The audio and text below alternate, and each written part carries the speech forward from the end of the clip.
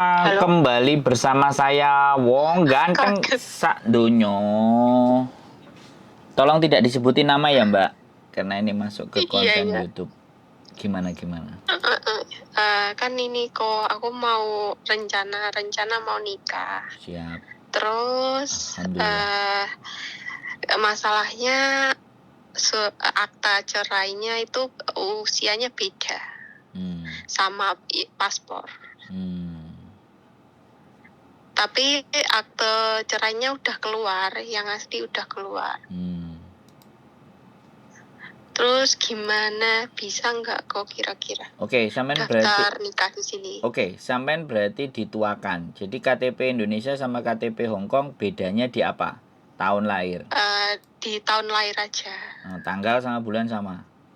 sama semuanya, cuma tahun aja. Oke, jadi kalau tinggal itu aja, videonya saya matikan dulu karena